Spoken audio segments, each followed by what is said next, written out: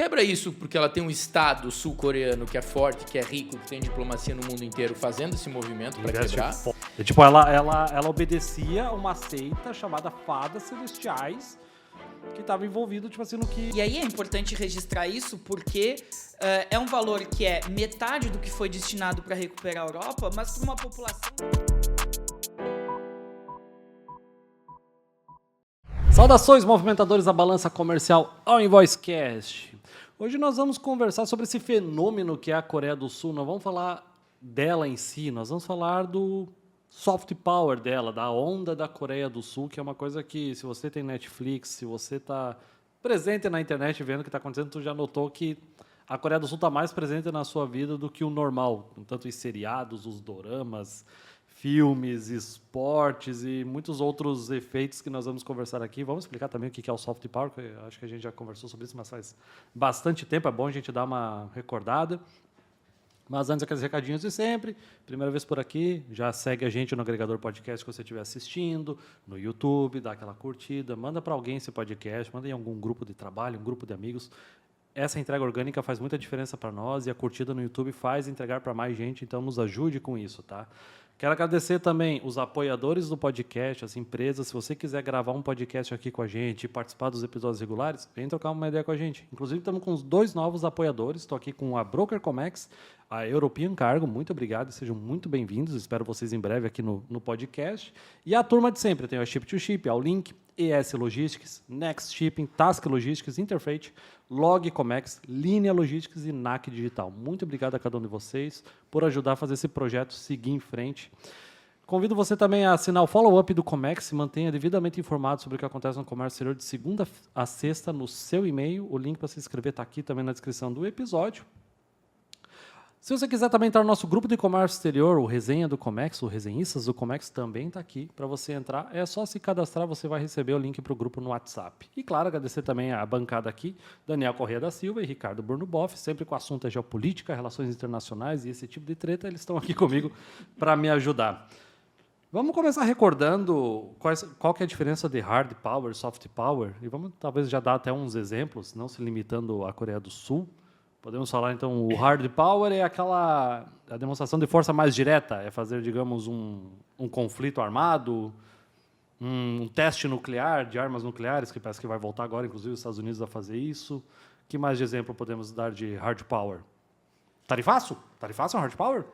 Bom, o tarifaço não seria explicitamente um hard power, porque envolve questões mais econômicas que estão associadas a um soft power. Agora, as sanções econômicas diretas, por exemplo, essas podem ser consideradas instrumentos mais de hard power, porque elas fazem parte de uma decisão política discricionária, tomada por parte de um líder ou de um conjunto de líderes, né? E que estão diretamente relacionadas a um inimigo específico, a um adversário pontual, ou alguma iniciativa que tenta pressionar ou demover um país de uma atitude de maneira mais incisiva, mais explícita ou mais direta. O hard power é mais direto, né? Tipo assim, é uma ação que já quer ter um efeito mais rápido, né? E já gravamos um podcast sobre hard power, sobre sanções, né?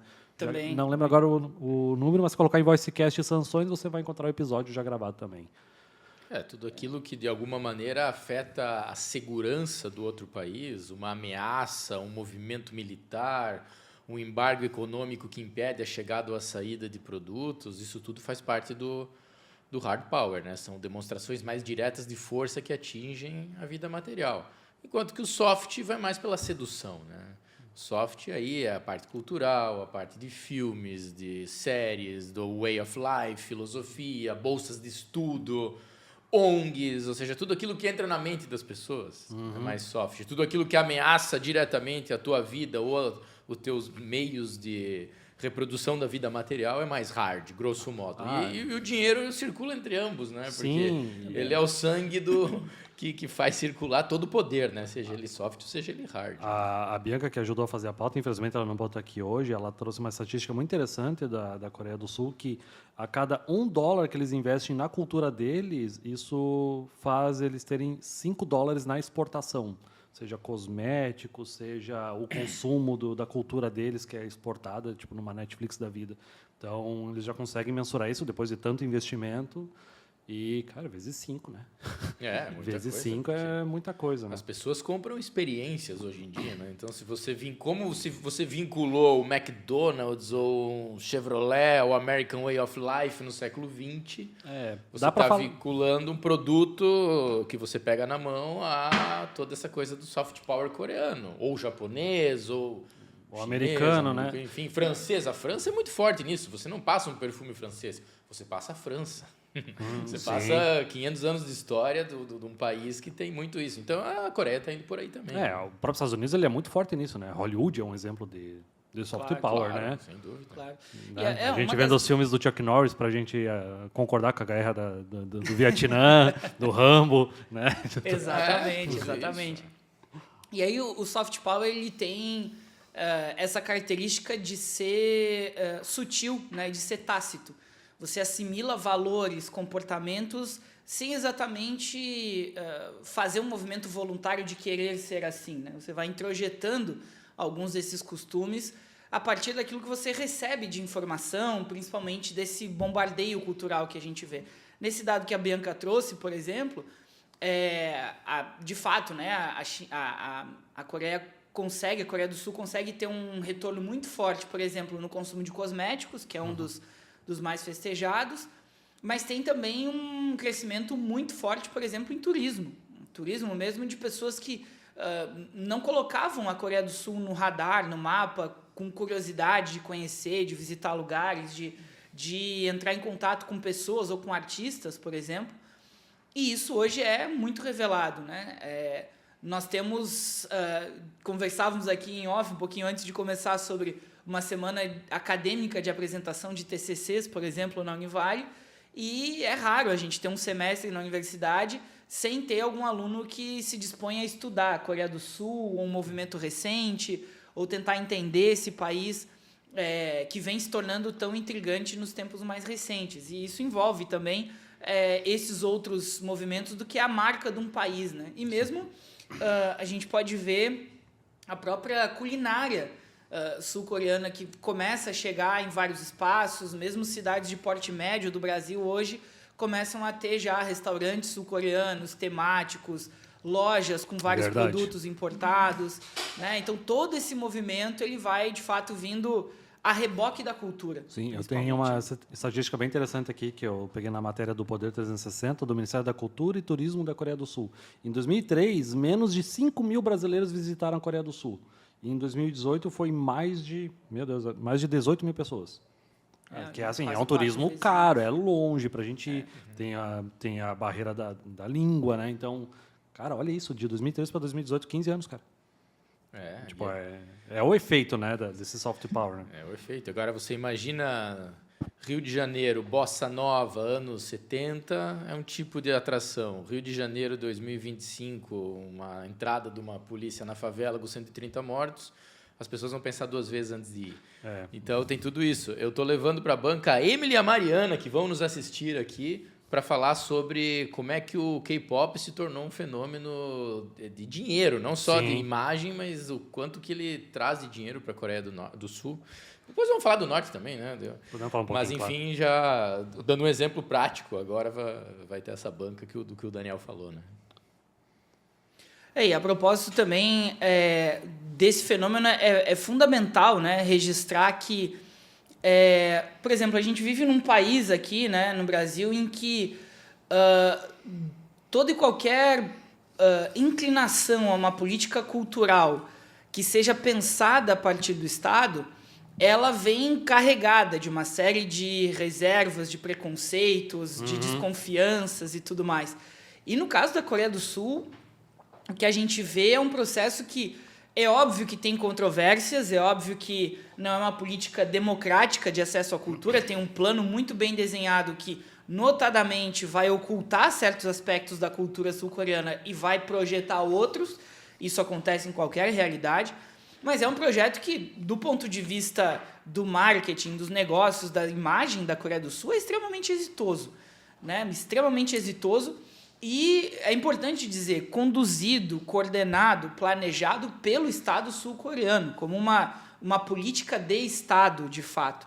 É uma Coreia do Sul, por exemplo, que passa por um processo muito acentuado de crise econômica em 1997, a chamada crise dos tigres asiáticos, que a gente vê na literatura, né? E a Coreia do Sul era um desses países, e encontra no aspecto cultural um dos mecanismos de reerguer a sua economia. Claro que já diante de uma estrutura de desenvolvimento econômico muito robusta, mas cria em 1999 um programa de fato para a projeção cultural da Coreia do Sul. Se parar em questão de mundo, é pouco tempo, né? É pouco tempo. É pouco tempo, assim, se colocar na sociedade moderna. Foi muito rápido. E em 2009 se estrutura esse departamento, né, que é a COCA, que é a Coreia, o Centro Cultural, a Agência do Centro Cultural Coreano. Numa tradução livre, né? E numa tradução livre, exatamente.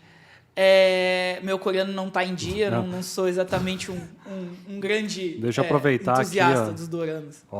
Só trazendo de volta o K-pop. Entre 98 e 2002, o orçamento público para a cultura saltou de 440 milhões de dólares para 1,1 bilhão. Em 2005, o governo sul-coreano criou um fundo de 1 bilhão de dólares dedicado só à música pop. Em 2022, as exportações de conteúdos culturais atingiram 11,69 bilhões de dólares. Isso aqui são os dados da K-Office. Hoje, o setor cultural representa um dos pilares do PIB sul-coreano e ajudou o país a se tornar a 13ª economia do mundo, cara. Só o K-pop, cara. E eu tava lendo as matérias das bandas, o BTS e tudo mais. Gente, eu não sou especialista, tá? Vocês me poupem, né? Que, tipo assim, teve até um desses grupos foi fazer um discurso na ONU, né, cara? Então, eles usam, assim, de uma forma... Não é só a música. Tipo, eles estão sendo movimentados também. Teve alguns deles que foram prestar o serviço militar na Coreia, né? Que lá é obrigatório, né? Tipo, para dar o exemplo, ó, gente, eu tô indo, ó, eu sou um famosão do K-pop, mas eu tenho que fazer a minha parte como um cidadão sul-coreano, né? Tipo... E aí se transita, né, Jonas, do soft ao hard power, né? Como é o movimento aqui, né, também deles. Tem sobre o K-pop, eles identificam bandas talentosas, promovem os festivais, escolhem os campeões nacionais que vão ser promovidos para o exterior. E o mercado fonográfico internacional é muito concentrado. Não é fácil você perfurar. Você tem Estados Unidos, Europa aí que tem um certo domínio. Então, se você deixar o artista sozinho para ser descoberto pelo Spotify ou qualquer coisa do tipo, é difícil. Agora, se você tem toda uma diplomacia de um país rico, que transita bem historicamente no mundo ocidental, aliado aos Estados Unidos, que vai lá e coloca na mesa, vamos permitir que isso aqui seja exportado como uma commodity, como um produto de exportação, facilita. Ou seja, uma coisa é o artista sozinho, uma coisa é a Anitta ou qualquer outro artista que consegue, né, ser... Projeção internacional, né? Projeção internacional, fazer isso sozinho. Agora, outra coisa, se você tem todo um projeto nacional, que o Brasil, no caso, não tem, e a Coreia do Sul tem. Até trazendo uns exemplos aqui, eu acho que um dos primeiros contatos que a gente teve, assim, na música, pelo menos fui eu, tá? Foi o Psy do Gangnam Style. Cara... Também. Edição, põe 2 segundos dessa música, que aí o YouTube não vai dar strike na gente. 2 segundos, se você não lembra da música. Pronto, agora tu vai lembrar. E eu não sabia que Baby Shark é da Coreia do Sul, cara. Também não sabia. Baby Shark é da Coreia do Sul, cara. Olha, os caras conseguem fazer viralizar. Sim. Chicletão, né? Gangnam Style, do Psy, foi o primeiro vídeo do YouTube a chegar a 1 bilhão de visualizações, cara. Hoje tá com 4,5 bilhões, cara. Nós temos aí o BTS, né, que a gente já falou, Round 6, o seriado. O filme Parasita, em 2019, que ganhou o Oscar de melhor filme, filmaço, né? Tipo, foi financiado pela Samsung, né? Que a gente pode falar dos Shaolbao, né? São as grandes famílias sul-coreanas, a gente pode falar um pouquinho disso também. E tem outros exemplos aqui, tipo assim, até pessoalmente falando, meu primeiro contato com a cultura sul-coreana foi quando eu comecei a treinar taekwondo, que foi uma coisa antiga, né? Tipo, e o taekwondo é uma coisa nova, tá, gente? Que a galera tem mania de falar, artes marciais milenares. Não, cara, foi depois que acabou a Segunda Guerra Mundial, porque os japoneses não permitiam os coreanos praticarem o Tankyo, que é a arte marcial milenar deles. E aí, quando acabou a Segunda Guerra Mundial, aí muitos coreanos voltaram para a Coreia do Sul, e os generais sul-coreanos que eram submetidos ao exército japonês, eles falam assim, não, agora nós vamos pegar o que a gente aprendeu do karatê do Japão, vamos juntar com o Tankyo e vamos criar o taekwondo. O taekwondo tem data de criação. Né? Tipo, é uma história mais recente, né? Esse foi o meu primeiro contato, pelo menos. Eles deram um jeito de colocar nas Olimpíadas, né? E também é uma expressão de força, né? De peso do país internacionalmente. E a propósito disso, né, Jonas, é interessante comentar que a Coreia, né, como a gente conhece hoje em dia, ela de fato é uma civilização milenária, são mais de 4.000 anos de história.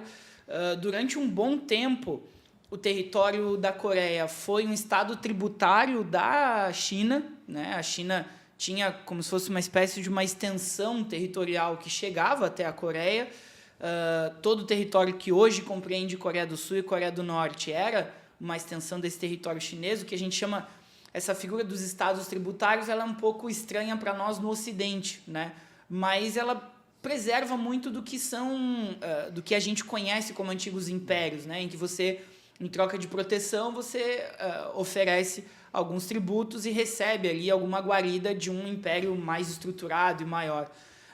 Mas a Coreia, como a gente conhece, digamos assim, mais contemporânea, ela data de uma fundação de uma dinastia no ano de 950, mais ou menos, na transição da Alta para a Baixa Idade Média.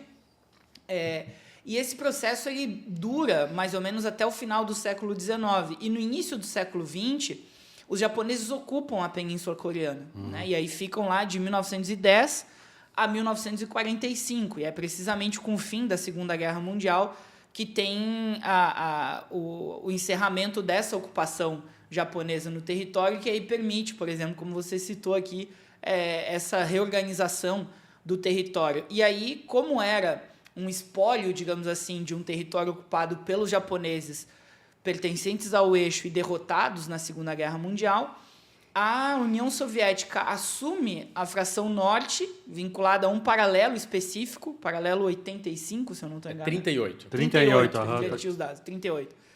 85 seria bem mais para cima, paralelo 38.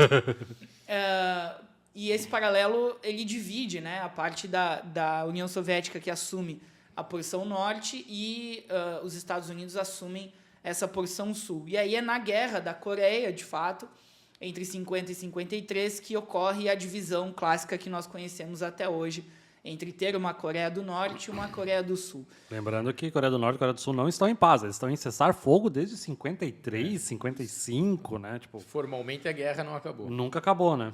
Nesse paralelo existe uma zona, né, militar, uma zona militar, né? de trégua para representar o cessar-fogo. Um encarando o outro, né? Os soldados lá.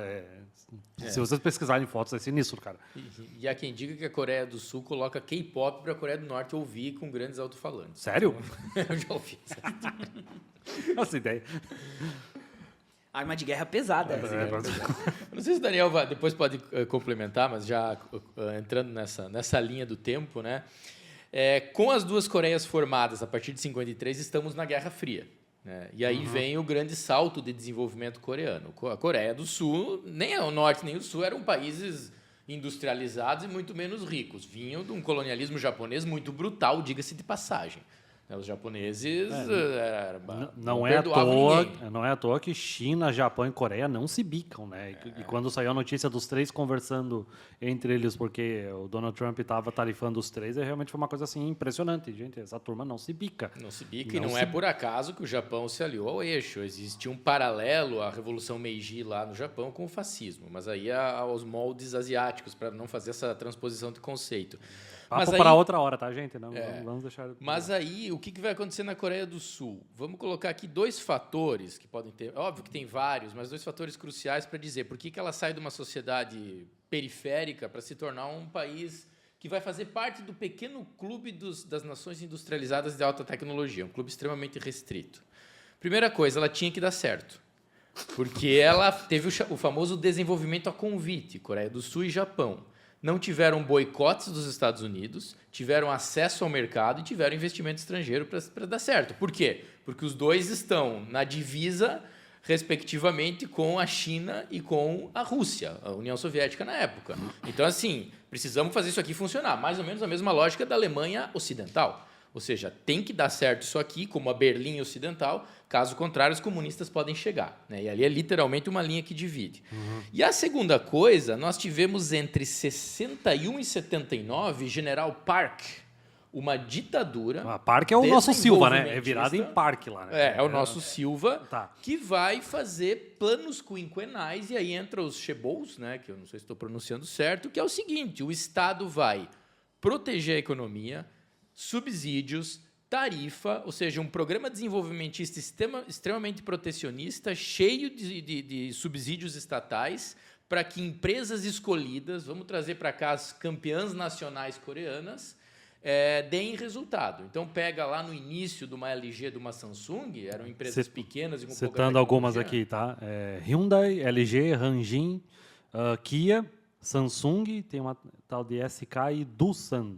São todas antigas famílias que... Aquela Daewoo, não sei se pronuncia assim, que é setor automobilístico. Que não vi também. aqui, né? Mas, então, todas essas, o governo vai colocar dinheiro, vai proteger, vai subsidiar por planos quinquenais, utilizando o mesmo linguajar da União Soviética, né, que eram renovados mais ou menos de 5 em 5 anos. Porém, eu encontrei uma frase aqui que é mais ou menos a seguinte: ela soube escolher os vencedores e podar os perdedores. Então, você é escolhido como uma campeã nacional. General Park chegava e dizia: tens 3, 4, 5, 6 anos para dar resultado. E aí iam lá os fiscais para olhar os resultados. Está dando resultado? Está crescendo? Está atingindo as metas? Ótimo, vamos continuar. Não está, tu está fora. E assim eles foram escalando.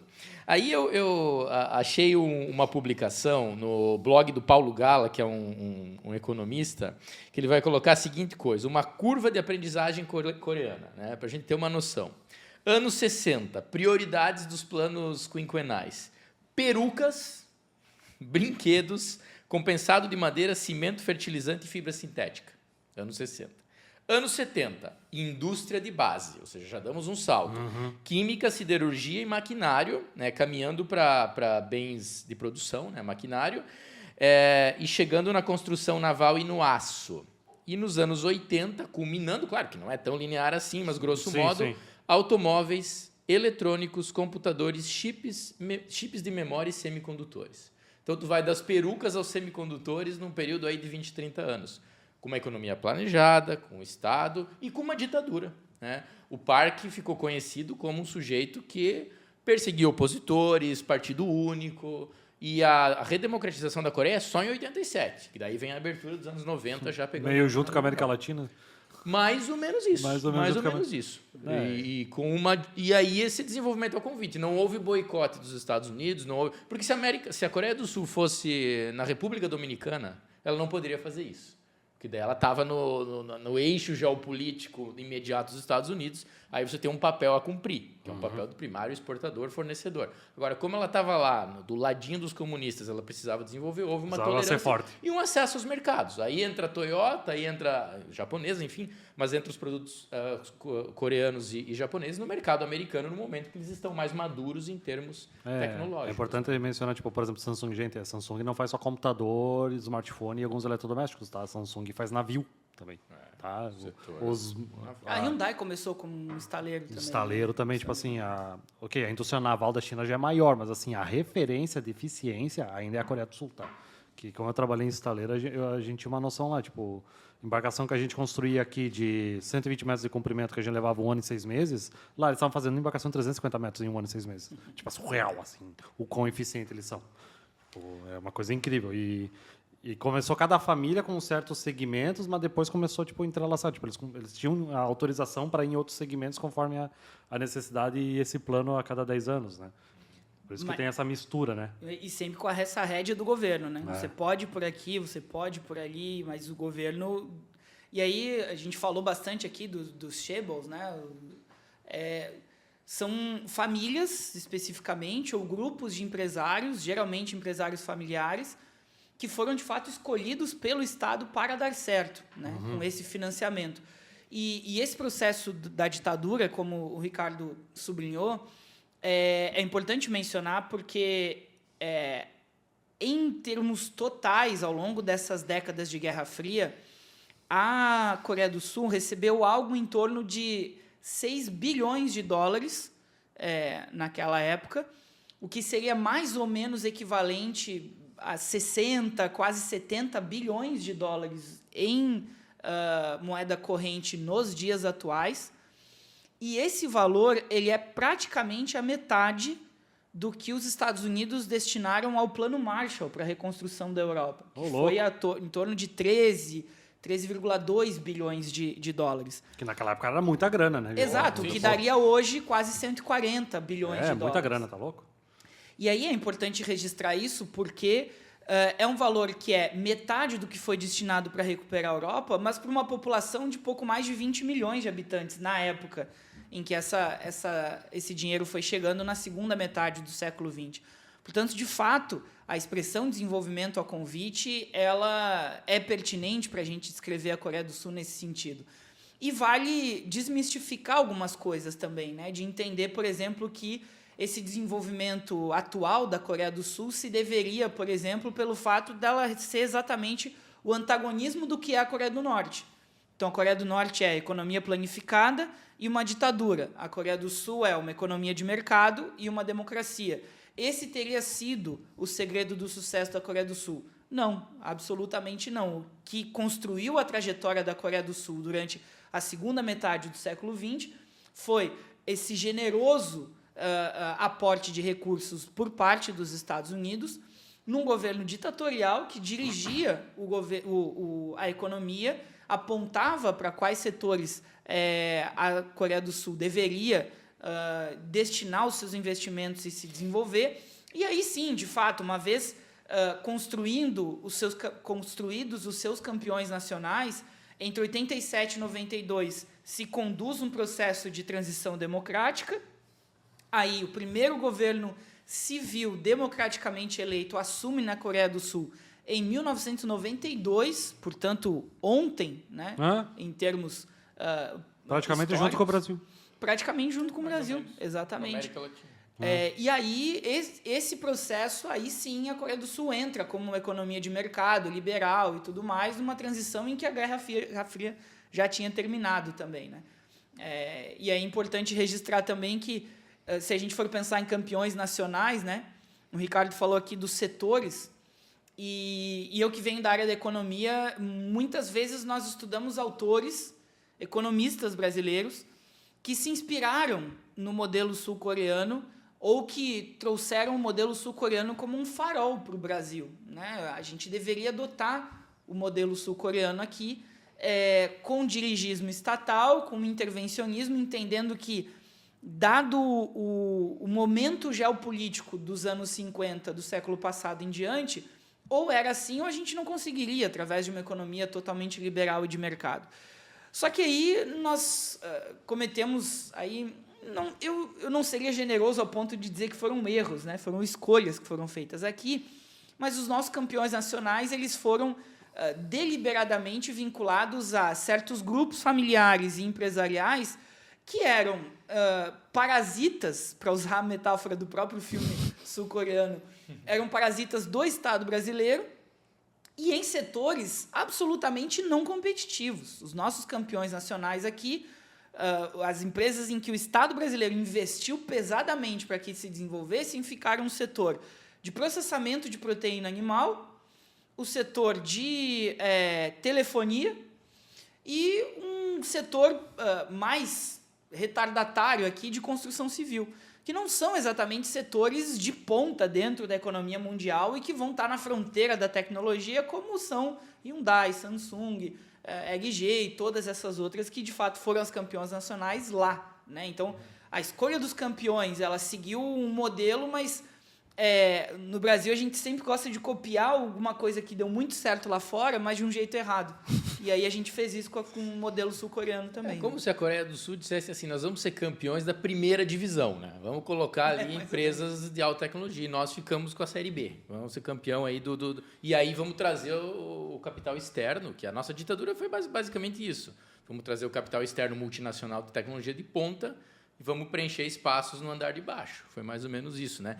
Aí tem um saudoso livro que o Daniel conhece, que eu deixo a indicação aqui, cujo título é Chutando a Escada, Kicking the Ladder, do senhor Ha Jong-chung. O meu coreano também não é bom. Não, tá bom. Que a metáfora do chutando a escada é: as nações ricas sobem a escada do desenvolvimento, fazendo tudo isso, protecionismo, escolhendo os campeões, investindo pesado, o Estado e tal. Quando chegam lá em cima, eles chutam a escada das nações que estão lá embaixo e dizem, vocês não vão subir.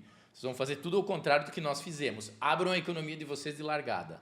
Né? Então ele diz assim, o meu país não fez isso. O meu país subiu a escada do desenvolvimento fazendo aquilo que não é recomendado hoje fazer, já que ele escreveu isso, acho que já no século XXI, esse livro. Então fica a dica aqui para você conhecer a história do desenvolvimento da Coreia, que fez aquilo que as nações dizem para você não fazer, né? As nações ricas de hoje. Vocês têm a impressão que o soft power é uma coisa assim que não enfrenta resistência de outros países? Parece que quando um país investe em soft power, tu não ouve falar, tipo, eu não sei, eu tô confabulando aqui, tipo assim, tu não vai falar tipo, de um outro país, tipo, sei lá, China ser contra o soft power da Coreia do Sul, tanto que eu estava vendo outras matérias aqui, tipo, a China foi um país que consumiu muito conteúdo da Coreia do Sul, se não me engano foi a China, agora está me falhando a memória. Não, acho que foi Vietnã, agora me falhou a memória. Assim, parece que tem uma aceitação maior do que, digamos, um hard power. Um hard power parece que ele bate mais em frente. Agora, um soft power parece que ele começa a ter uma aceitação. Ele é mais devagar, mas talvez ele não tenha tanta resistência. O que vocês acham disso? Eu acho que a resistência soft é soft. Ou seja, se você pensar, a mesma coisa, vamos construir empresas produtivas do setor industrial de tecnologia de ponta no sul global e levar para o norte. É difícil. Eles vão te boicotar de várias formas possíveis. Mesma coisa a parte cultural. Só que como eles concentram os meios de geração e distribuição dessa cultura, geração eu não digo porque cultura todos os lugares do mundo geram, mas como os canais de distribuição ao longo da história, seja as produtoras de filmes, de música, as rádios, as TVs, a Netflix, o Spotify, estão nas mãos das nações mais poderosas, eles vão conseguir controlar isso também. Porque é muito dinheiro envolvido. Então, o exemplo mais simples é, para encontrar um filme ruim em inglês, ele te procura, ele te acha, basta você ligar a TV. Para achar um bom filme turco, indiano, colombiano, é mais difícil. Eu acho que a mesma lógica funciona para o soft power. O sul global tem mais dificuldade. Como é que a Coreia do Sul quebra isso? Quebra isso porque ela tem um Estado sul-coreano que é forte, que é rico, que tem diplomacia no mundo inteiro fazendo esse movimento para quebrar. Investe forte nisso. Né? Investe forte e talvez a gente ainda tenha um certo convite, porque a Coreia do Sul ela é aliada ocidental, continua sendo em termos militares. Não é a Coreia do Norte, não é o Irã. Né? Então, eu acho que essa combinação de uma amizade geopolítica com o mundo ocidental e de um Estado forte investindo faz com que ela consiga furar a bolha. Mas eu acho que é difícil para os outros países também.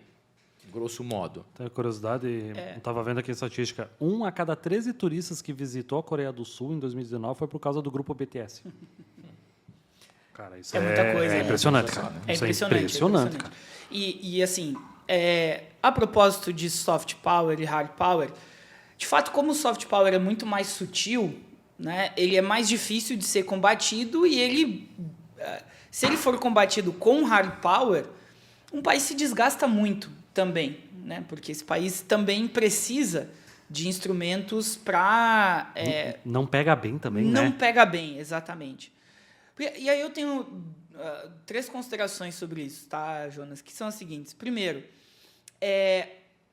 quando eu estava falando do Plano Marshall aqui, é interessante porque tem um livro de memórias do Jean Monnet, que é o grande arquiteto da integração europeia, o mais renomado, junto com Robert Schuman.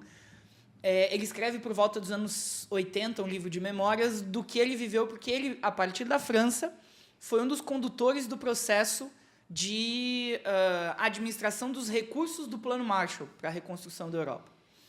E ele menciona lá que, entre outras coisas, eles tiveram que abrir mão, num acordo, de uma legislação francesa que dizia que pelo menos 4/5 de todas as exibições cinematográficas dentro da França tinham que ser do cinema francês. E quando vem o Plano Marshall, eles tiveram que abrir esse mercado para Hollywood, para os filmes mais norte-americanos entrarem. Né?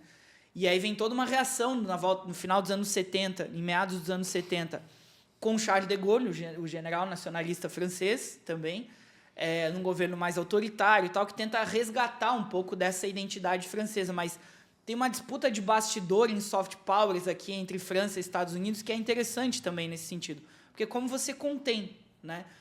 E também eu sempre procurei pensar dentro da área das relações internacionais que o hard power ele não é a antítese do soft power. Os dois elementos são complementares. E os países mais habilidosos e poderosos do mundo conseguem combinar de maneira muito bem concatenada ambos.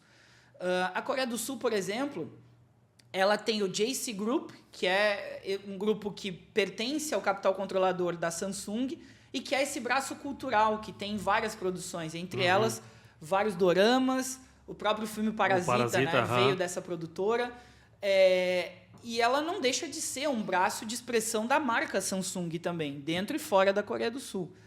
O BTS faz eventos de promoção comercial da Hyundai, são considerados embaixadores da Hyundai pelo mundo também. Então também conseguem combinar esses dois aspectos. Isso é muito habilidoso do ponto de vista da projeção de valores, de conceitos, de comportamentos, né? E um terceiro aspecto que é interessante de ressaltar é que esse soft power sul-coreano ele tem sido, de fato, muito, muito exitoso para diminuir um pouco aquela imagem caricata da Coreia do Norte, mas seguir colando na Coreia do Norte a imagem de uma sociedade em que ninguém deve querer viver, né? Eu, por exemplo, fui acompanhar um pouco, e aí, mais por dever de ofício do que por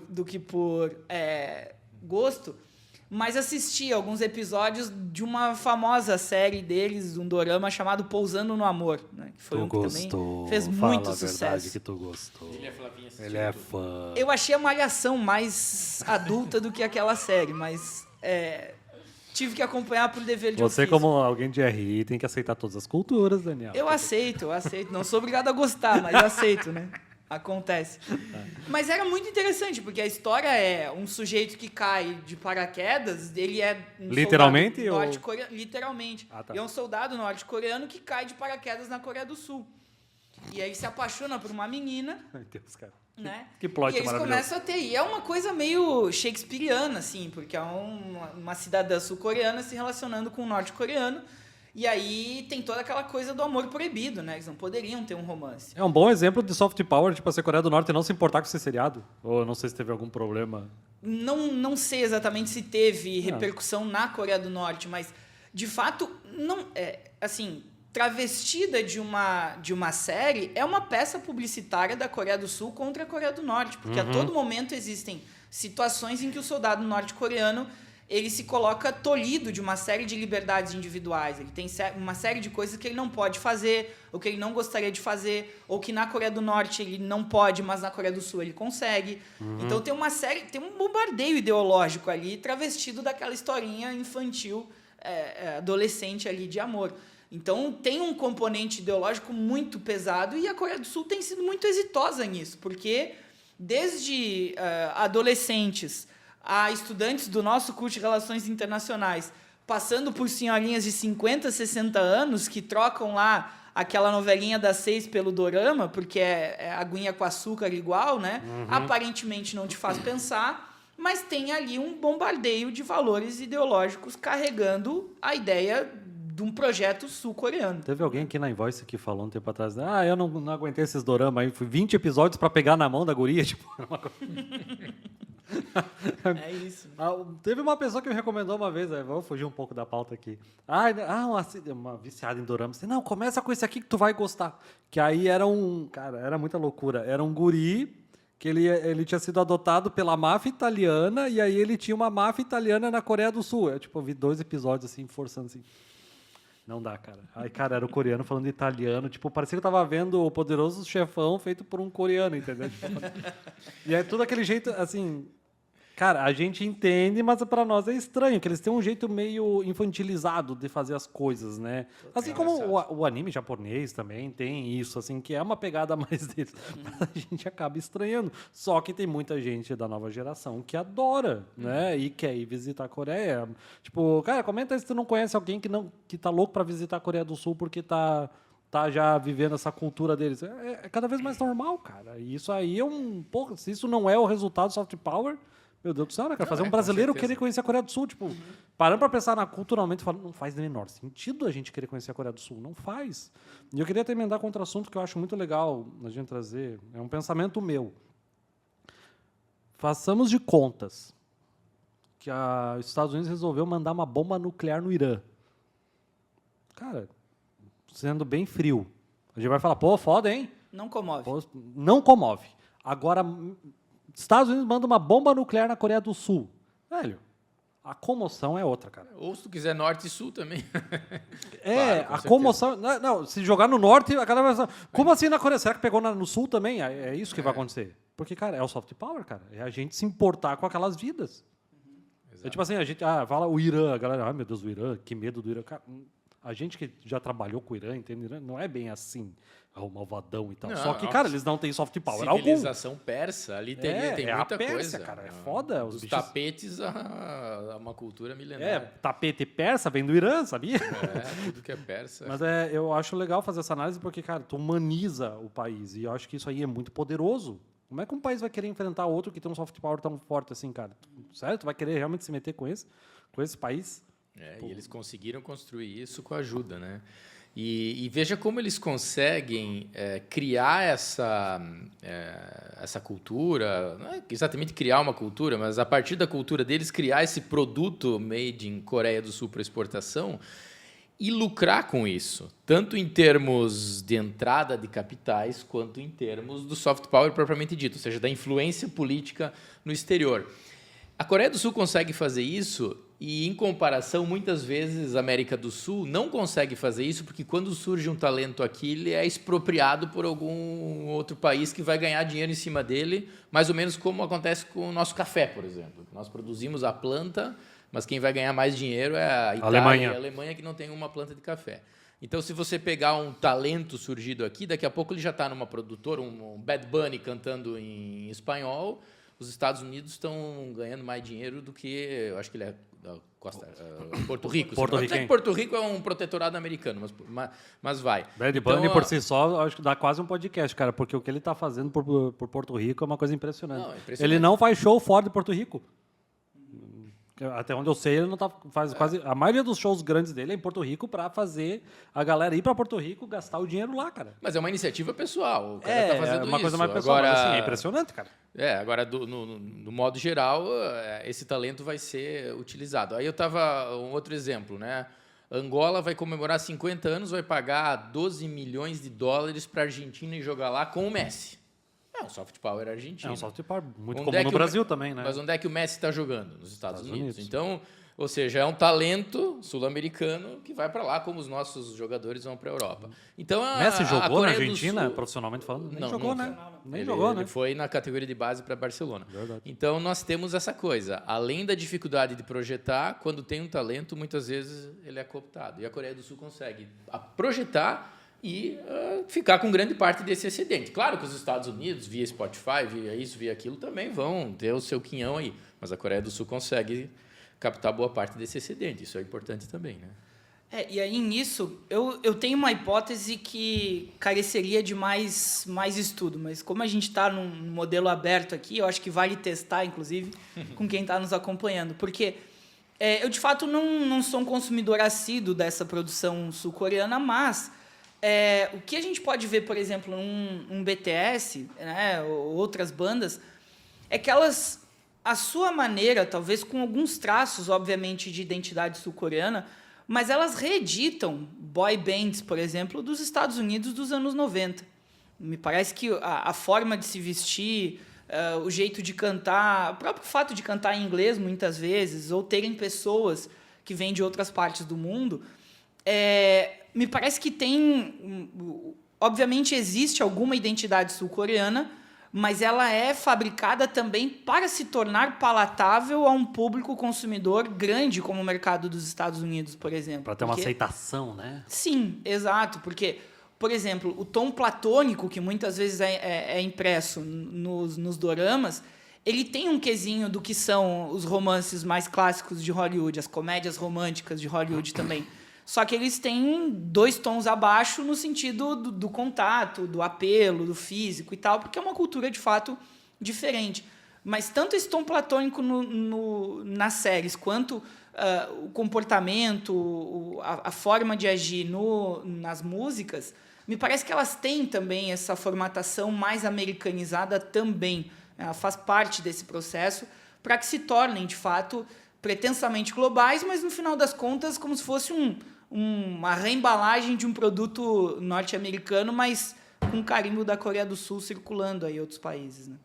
Cara, faz todo sentido isso. Eles devem fazer umas análises de dados ferrada para ver o que funciona, o que não funciona, o que tem penetração no mercado ocidental. E quantas bandas ficam por ali mesmo, ou doramas, ou enfim. É teste, né? Teste, tentativa. Netflix também faz isso, né, cara? É o algoritmo vendo o que faz sucesso e o que não faz, cara. O modelo de campeãs nacionais continua vigente. Ou seja, não é mais o Shables, não é mais família, mas eles fazem uma seleção como fizeram lá atrás, o que funciona vai, o que não funciona não vai. Nesse ponto... eles passaram por um neoliberalismo mais ferrenho nos anos 90, todo o receituário, privatização, abertura, supervalorização cambial, dificuldades econômicas, quebraram em 97 na crise dos tigres asiáticos, teve a crise mexicana, a russa, tigres asiáticos, depois veio a nossa aqui, Brasil e Argentina, e eles retomaram rapidamente, mantêm uma economia de mercado maior do que no tempo desenvolvimentista, porém com esse incentivo do Estado, tanto ao setor produtivo quanto ao setor cultural, muito investimento em cultura, muito investimento em tecnologia, em estudos, em educação e tal. Então, eles continuam tendo essa coisa que tinha lá atrás, embora em nova roupagem, né? Ou seja, o Estado escolhendo. Uma coisa assim que eu vejo que meio que pega mal da parte da Coreia do Sul, que pelo menos claro, quem gosta de se informar mais da notícia internacional, é que a corrupção lá é mais comum, né, cara, na política, né? Eu ia puxar esse ponto. Eu quero dar um ponto alto para a história das fadas celestiais, que é uma das coisas maravilhosas. Vocês lembram disso? Ela obedecia a uma seita chamada Fadas Celestiais, que estava envolvido, tipo assim, nas decisões que ela tomava, cara. Cadê aqui? Fadas Celestiais. O Milley com o cachorro dele, do além, assim. E você tem, então, um esquema de corrupção com atravessamento de seitas. E você teve, em 2024, um impeachment do senhor Yoon Suk-yeol, do Partido Conservador, porque ele tentou decretar uma lei marcial, botando a culpa na Coreia do Norte, verdade, que era uma espécie de tentativa de autogolpe. Era perpetuar-se no poder a partir de um golpe militar. Foi impeachmentado. Então, temos traços... Foi ano passado, né? 2024, ano passado. Então, temos traços do autoritarismo. 87 é uma democracia jovem, mais jovem que a nossa, né? Que é de 85, grosso modo, né? Então, eles têm traços de autoritarismo e têm problema de corrupção. Ou seja, corrupção tem em todo lugar, né? Então, vamos achar que é diferente. Eu ia mencionar isso porque, claro, nós estamos enfatizando aqui vários elementos do modelo exitoso da Coreia do Sul, mas é importante pontuar essas questões também, né? São 2 impeachments recentes, escândalos de corrupção. Eu não tinha conhecimento dessa expressão especificamente vinculada ao impeachment da presidente Park. Mas tem também um vazamento de conversas com favorecimento à própria Samsung dentro da Coreia do Sul, que levaram ao processo de impeachment recente. Então, também passando pela presidente Park. Ela estava envolvida, mais ou menos como a gente teve reuniões secretas entre um ex-vice-presidente nos porões do Palácio do Jaburu e grandes empresários aqui no Brasil. Achei aqui uma notícia que fala mais. A amiga da presidente estaria bastante envolvida na formulação de políticas, mesmo não tendo papel oficial no governo. Há rumores ainda de que ela teria criado um grupo secreto chamado As 8 Fadas Celestiais para aconselhar a presidente pelos bastidores. Além disso, há suspeitas sobre como a sua filha conseguiu uma vaga na Universidade de... Eu não vou tentar pronunciar isso. Eu não consigo, tá? Isso aqui é uma notícia da InfoMoney. Então, ela tinha uma cartomante e xamã também. Olha, já era muito... Não, isso aqui vale a pena pesquisar depois, tá? Vai longe. Mas é isso, né? É um país estruturado que vai ter também os seus problemas, os seus escândalos de corrupção. E quanto mais próximas são essas famílias, também esse empresariado da formulação de políticas, obviamente, mais pavimentado está o caminho para a instrumentalização do Estado em favor desses grupos, né? Então, aquilo que um dia serviu para a Coreia do Sul despontar durante algumas décadas do século passado e escalonando em complexidade produtiva, como o Ricardo sublinhou aqui, vai se tornando também um modelo desgastado e viciado para privilegiar determinados grupos econômicos que talvez já não estejam tão na ponta assim, ou para que se mantenham na ponta, precisem lançar mão de privilégios que, em um período de ditadura, funcionam bem, mas em períodos republicanos e pretensamente democráticos, já não são mais compatíveis, né? Uma coisa que, às vezes, as pessoas têm dificuldade de assimilar, mas a desenvolvimento econômico e corrupção não são necessariamente coisas que acontecem separados. Esses países se desenvolveram com campeões nacionais, com o Estado escolhendo, embora com alto grau de eficiência nessa escolha, mas com corrupção. Isso, França, Estados Unidos, Coreia, Japão. China dizer, mesmo, achar que China, não são duas coisas. Não tem corrupção, então é rico. Não é bem assim. Não. Corrupção e desenvolvimento.